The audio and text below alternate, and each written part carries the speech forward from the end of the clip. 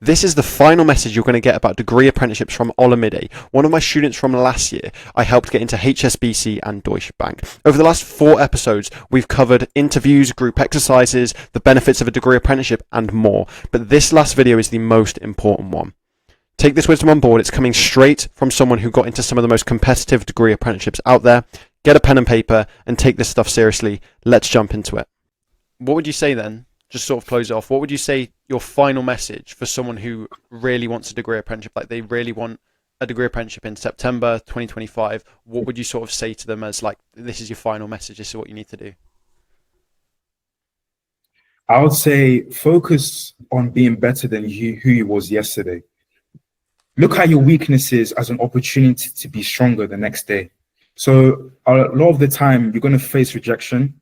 Is actually natural. Everyone faces rejection. You might not get to the next stage. You might have messed up your situational judgment test or whatever it is. You may not have done well in your school test, but don't focus on the things you get right. Focus on the things you get wrong and use it as motivation to be better tomorrow. That's what I like to see life as a sort of game. For example, you might be on level 1 today. How do I get to level 10 in a few days? How do I get to level 100 in that sort of aspect? So try and see your weaknesses as an opportunity to be better tomorrow, rather than seeing your weakness as something that's going to hold you back from the offer that you want.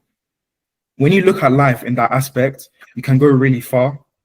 And also, I would say, use everything that you have to your advantage. Don't say, oh, this person has X, Y, and Z, that makes them better than me. Look for something that you're the best at. Look for something that you have an advantage in. For example, if you have an older sibling that's in finance, use them to your advantage. If you're someone that's already good at computer science, you know how to use Excel, etc., use that to your advantage. Put that in your CV. Show the projects you've been working on. You have to sell yourself. You have to be a bit selfish at times. Show that, yes, it's me that you want on your team. Show that you're confident. Be confident in yourself. If you're not confident, it doesn't matter what you have, what you do. No one wants you on your team. No one wants someone that's not confident. Even though you may not be skilled, show that you have the potential to be someone that is skilled in 2-3 years. Show that you are someone that someone would like to work with. Do you have good social skills? Because in school, they don't really teach us how to communicate with someone else. They don't really teach us how to pause when you don't know what to say. They don't really teach us how to stop saying all those sort of things when you're speaking. Are you able to have a good handshake? Are you able to network with someone and gain from it, and they gain from it too?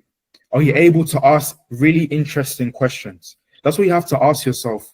Those sort of things you don't really learn at school. You have to pick it up through reading books, watching YouTube videos.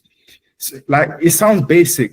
You think you know how to talk to someone, but really you don't. You don't really know how to you need to develop your social skills to a level that you're able to communicate with people 10 years older than yourself, 20 years older than yourself, because they're going to be of a different generation. Yes, it's easy talking to your friends, but can you really put yourself in a professional setting?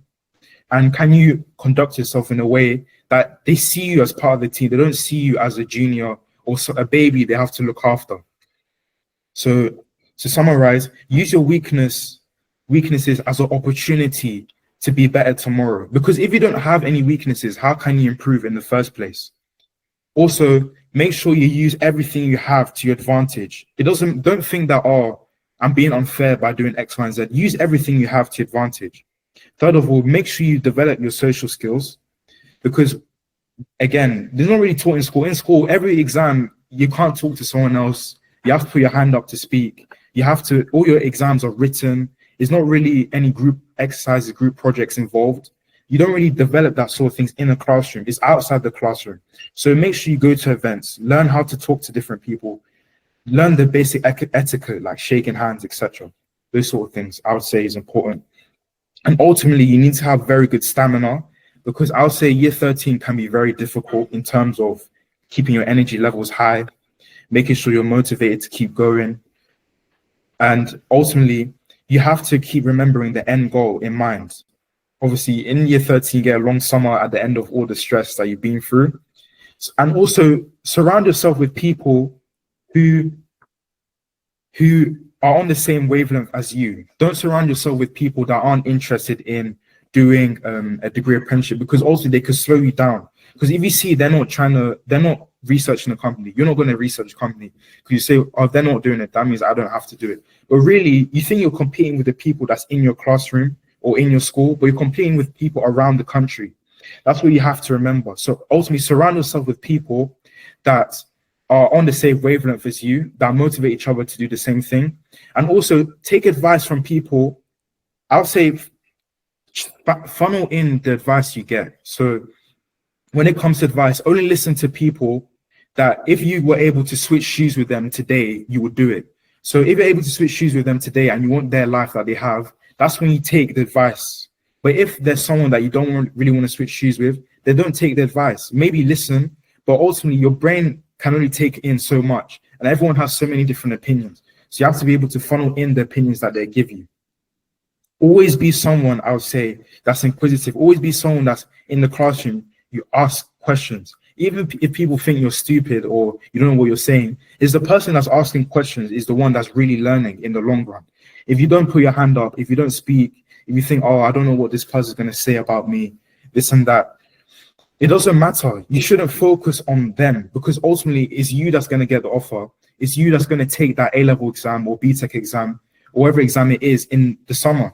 For example, let's say in class, you're doing a maths class and your teacher is teaching you something and you're too scared to ask, oh, I don't really understand what 2 + 2 is. Can you explain that to me again? You think, okay, the class may laugh at you, but let's say it comes up in the exam. Now you've got your mark and now you managed to get your A in maths, and now you're on the program that you want to be on. So know who you want to learn from. Don't worry about what other people are doing. Make sure you surround yourself by people who you wish to switch shoes with or who are on the same level as you. And also, again, like I said, make sure you give back. Help people that are like a year below you or so. It helps you keep accountable, because if they're looking to you to see, oh, this person's doing X, Y, Z, this person's doing well, it should motivate them as well and you as well. Because when you're now teaching someone, like Owen said earlier, when you teach someone, it helps solidify your knowledge in your head, and it also shows that you really understand the concepts. And then finally, again, you have to work hard. You have to put in the effort. You have to be disciplined. There's no way around it. There's no like magic wand that you can use to get what you want. You have to put in the effort, and there's no way around it. And it's not always going to be fun. It's not always, a lot of people glamorize like apprenticeships, this and that, applications. Really, that's the main thing. You have to work hard. You just have to put in the effort. There's no way around that. That was awesome, man. I asked for one final message and we get all of that. That's so amazing, Sure. man. That was so cool. So if anyone wants to sort of connect with you and get in touch, how can they do that? So to connect with me, you can find me on LinkedIn. And yeah, that's really the main way. I'll see if I can respond back to some messages on LinkedIn. Obviously, I'm at work and I'm studying at the same time, so that might not always be possible. So that's the best way to connect with me. Awesome. I really appreciate the interview today, man. Thank you for your time. No problem. Nice one. Take care. If in 12 months' time you want to be sitting in Olamide's position talking about how you got into your dream degree apprenticeship, click the link in the description to book a call with me now. Last year, I helped dozens of my students, just like Olamide, just like Adam, and just like Diego, get into degree apprenticeships at companies like Amazon, JLR, KPMG, IBM, Rolls-Royce, and more. If you're looking for that edge over your competition, let's have a chat and see how I can help you out. The link will be in the description if you do want my help. Take care, and I'll see you on the call.